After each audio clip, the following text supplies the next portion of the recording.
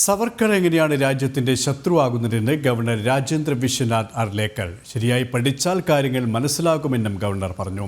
കാലിക്കറ്റ് സർവകലാശാലയിൽ SFI ബാനറിൽ അതൃപ്തി പ്രകടിപ്പിച്ചായിരുന്നു ഗവർണറുടെ വാക്കുകൾ. സർവകലാശാലയിലെ സെനറ്റ് യോഗത്തിൽ പങ്കെടുക്കാൻ എത്തിയതായിരുന്നു ഗവർണർ. സർവകലാശാലയിലേക്ക് കയറിയപ്പോൾ പോസ്റ്റർ കണ്ടു.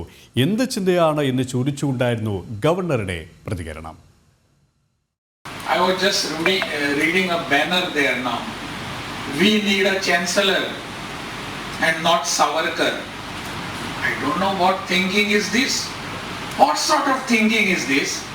Was a Savarkar enemy of this country?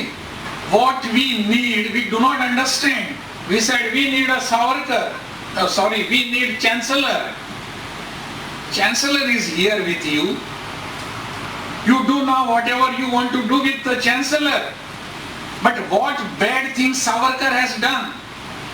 If you go through his educational thinking, you will understand what he has given to this society. കൂടുതൽ വിവരങ്ങളുമായി അനഘ ഹർഷൻ ചിരിക്കണം. അനഘ, SFIക്കെതിരെ വലിയ വിമർശനം തന്നെയാണ് ഗവർണറുടെ ഭാഗത്തിനുണ്ടായത്. പ്രധാനമായും അദ്ദേഹത്തിന്റെ വാക്കുകൾ ഏത് തരത്തിലാണ്? ഇന്ന് സെനറ്റ് യോഗത്തിൽ പങ്കെടുക്കാനായാണ് ഗവർണർ ഇന്ന് സെനറ്റ് യോഗത്തിൽ പങ്കെടുക്കാനായാണ് ഗവർണർ കാലിക്കറ്റ് യൂണിവേഴ്സിറ്റിയിൽ എത്തുന്നത്. ഈ സമയത്താണ് യൂണിവേഴ്സിറ്റി ക്യാമ്പസിലെ SFI പതിച്ചിരിക്കുന്ന ഈ ബാനർ ഗവർണറുടെ ശ്രദ്ധയിൽ പെടുന്നത്. We need chancellor not Savarkar എന്നായിരുന്നു ആ ബാനറിൽ എഴുതിയിരുന്നത്. ഇതിനെ തുടർന്നാണ് പിന്നീട് യോഗം തുടങ്ങുന്ന സമയത്ത് ഗവർണർ ഈ കാര്യത്തിൽ തന്റെ അതൃപ്തി കൃത്യമായി തന്നെ ഗവർണർ പ്രകടിപ്പിക്കുന്നത്. സവർക്കർ എങ്ങനെയാണ് രാജ്യത്തിന്റെ ശത്രു ആകുന്നത്, എന്ത് ചിന്തയാണിത്, എന്താണ് ഇവിടെ എഴുതി വച്ചിരിക്കുന്നത് എന്നതടക്കമുള്ള കാര്യങ്ങളാണ് ഈ ഗവർണർ ചോദിച്ചത്. മാത്രമല്ല, ഈ സവർക്കർ എല്ലാ കാലത്തും രാജ്യത്തിന് വേണ്ടി പ്രവർത്തിച്ച ആളാണ്.